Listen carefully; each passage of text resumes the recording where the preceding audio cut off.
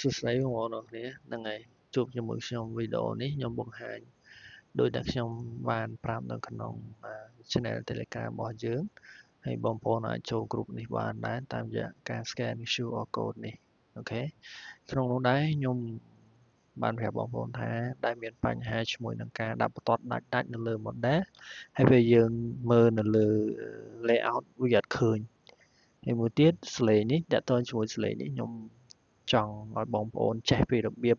ការ add quick property មានន័យថាអានេះគេហៅថា quick property ពេលដែលយើងគ្រាន់តែ select object ទៅអានេះវា load មកអាហ្នឹងគេហៅថា quick property ហើយវាមាន property របស់វាធំមួយទៀតនោះគឺយើង select object យើងមើលលើ keyboard របស់យើងចុច control លេខ1នេះជា property ធំរបស់វាប៉ុន្តែនេះគ្រាន់តែជា quick property ហើយតកតងជាមួយនឹងការដាក់បន្ទាត់ដាច់ឥឡូវដំបូងខ្ញុំបង្ហាញពីការដាក់បន្ទាត់ដាច់ឧទាហរណ៍ថាឥឡូវនេះបន្ទាត់នេះវាធម្មតាអញ្ចឹងវាអត់ដាច់ទេដល់ពេលវាអត់ដាច់ទេខ្ញុំអាច select លើ object នេះខ្ញុំចុចនៅលើ line នេះបងប្អូន line នេះបើសិនជា drawing ថ្មីអាចអត់មានបងប្អូនអាច copy layer ឬក៏អីពី drawing ចាស់ឬក៏ចេញចាស់មកវានឹង load មកហើយបើសិនជាចង់ដាក់ខ្លួនឯងយើងអាចចុចក្នុងហ្នឹងមកយើងចុចទៅ select ក្នុងហ្នឹងមកឥឡូវនេះខ្ញុំ load មក2 3ហើយតទៅជាមួយនឹងនេះline chart ហ្នឹងឥឡូវខ្ញុំចុចលើវាខ្ញុំចុចនៅលើនេះខ្ញុំដូរទៅជានេះ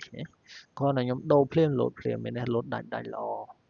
ហើយក្នុងនោះដែរខ្ញុំចង់ឲ្យបងប្អូនឆែកឲ្យមែនតែនឆែកអីឆែកឲ្យមែនតែនតកតងជាមួយនឹងការប្រើ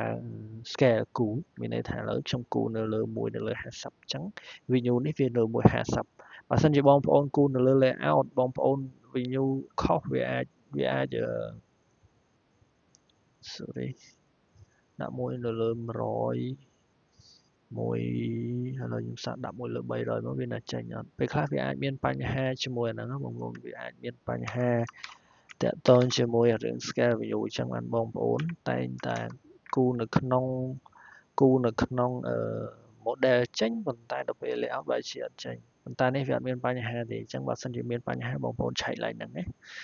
ឥឡូវក្នុងនេះបើសិនជាខ្ញុំចង់ដាក់បន្ទាត់ដាច់ហ្នឹងឲ្យកាន់តែធំបងប្អូនចុចមិនចុច line scale LTS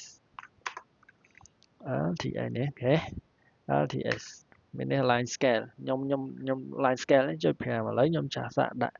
ត្រឹម1មកវាចេញបែបម៉េចវាចេញដាច់ទូចបើយើងដាក់ធំវាកាន់តែចេញឲ្យតដាស់នឹងកាន់តែធំចឹងឥឡូវខ្ញុំដាក់7ណាវានៃវាគឺបែបនឹង line scale ណា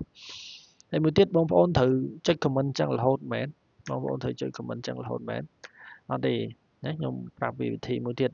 ឡូវអានេះសន្មតថាចប់ណាតើតើជាមួយនឹងការ view នៅលើ model និង layout នេះនេះឡើងចាញ់នេះចេះដាក់មួយលើមួយខ្ញុំមកគូមិញនោះមួយលើ50បើសិនជាអត់ចេញបងប្អូនចុចអញ្ចឹងហើយចុចមិញឃើញវាចេញប៉ុន្តែខ្ញុំចុច RA ទៅហើយ comment region ហ្នឹងដើម្បីដូចជា refresh វាដើម្បីវា load អញ្ចឹង reload អញ្ចឹងហើយមួយទៀតតើតើជាមួយ quick property ធម្មតា original អានេះខ្ញុំតំ add នេះ line ប្រភេទ line វាមានប្រភេទ object ច្រើនអញ្ចឹងទៅឥឡូវខ្ញុំឧទាហរណ៍តែ3ទេ polyline line ហើយជាមួយនឹង circle នៅក្នុងនេះដែរអានេះខ្ញុំ add ហើយខ្ញុំធ្លាប់ customize វាហើយឥឡូវខ្ញុំ customize នៅលើ polyline ហើយបើសិនជាបងប្អូនបើកទៅអត់ឃើញនេះ load auto អញ្ចឹងបងប្អូនអាចវា comment OS ហើយបងប្អូនឆែកមើលកន្លែងនេះកន្លែង quick property កន្លែងនេះបើបងប្អូន tick មានន័យបងប្អូនបើកបើសិនជាដោះ tick មានន័យថាបងប្អូនបិទបើសិនជាបិទទៅយ៉ាងម៉េចនេះបិទទៅវាមានន័យគ្រាន់តែថាពេលយើង select លើ object ទៅកន្លែង property មិញហ្នឹងវាអត់ show អញ្ចឹងខ្ញុំបើកវាវិញដើម្បីវាសម្រាប់ខ្ញុំងាយស្រួលតែសម្រាប់បងប្អូនអាហ្នឹងបើគិតថាស្រួលក៏បើកទៅបើសិនតែគិតថាញ៉ៃញ៉ៃក៏បិទទៅហើយយើងអាចចុចអញ្ចឹងយើងអាចមើលលើ keyboard របស់យើងចុច select លើ object ហើយយើងចុច control មួយទៅបែបនេះក៏បានដែរហ្នឹង shortcut សម្រាប់ show property ស្វែងលើបងប្អូនណាឥឡូវខ្ញុំបង្ហាញការ add នៅលើ polyline អានេះ default របស់វាដើមរបស់វា scene original របស់វាគឺមានតែប៉ុណ្្នឹងទេនៅក្នុង property ហ្នឹងវាមាន color layer light type ទំហំអីចឹងទៅកម្រាស់អីចឹងទៅណាឥឡូវខ្ញុំចង់ add បន្ថែមទៀតខ្ញុំចង់ add បន្ថែមអីគេធម្មតា polyline យើងអាចរាប់ប្រវែងរាប់អីបានអត់មែនអត់ nè thế vì ai drop vay drop ấy ban nè bên vay mà buôn mà chia nè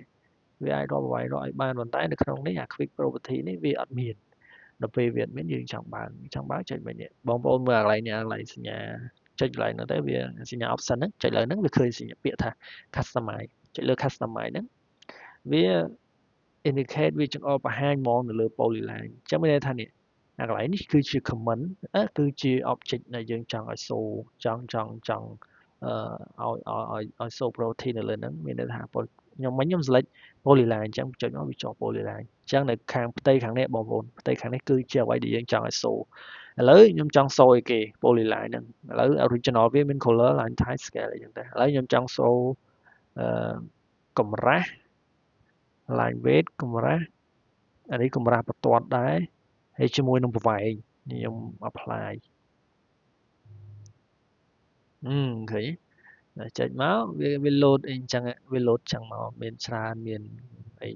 thickness មាន line weight អីចឹងទៅ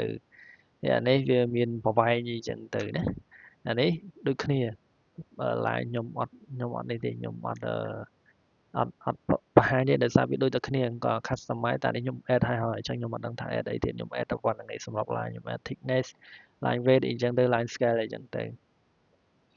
ហើយនៅក្នុងcircle ក៏ខ្ញុំធ្លាប់ add ដែរហើយអញ្ចឹងបងប្អូនអាច add ដូចគ្នាបើសិនជាបងប្អូនចង់បិទវិញបងប្អូនអាចចុចចូលទៅកន្លែង customize ហ្នឹងរួចដក tick ណាមួយដែលបងប្អូនមិនចង់ឲ្យចេញទៅដូចជា area បើមិនចង់ទេចុច apply ចុច OK ទៅវាបិទហើយមួយទៀតដល់ពេលយើងចុចអញ្ចឹងទៅវាមិនវាមានថាប្រយោជន៍មិនដោយសារកាលពីមុនយើងអត់ទាន់ add នេះយើងត្រូវចុច LTS line scale ឡើងសាំញ៉ៃមែនអត់ពេលឥឡូវនេះអត់ទេយើងអាចចុចលើនេះមួយបានខ្ញុំដាក់7វាចេញមិនចេញរៀងដិតឥឡូវឈប់ឥឡូវខ្ញុំសាក់ដាក់10មកវាចេញមិនចេញញឹកអអញ្ចឹងមានថាដាក់ទួចចេញច្បាស់ខ្ញុំដាក់ 0.1 មើលវាចេញបានមិនឃើញទេយើងអាច check ជាក់ស្ដែងអញ្ចឹងមកអូខេនៃ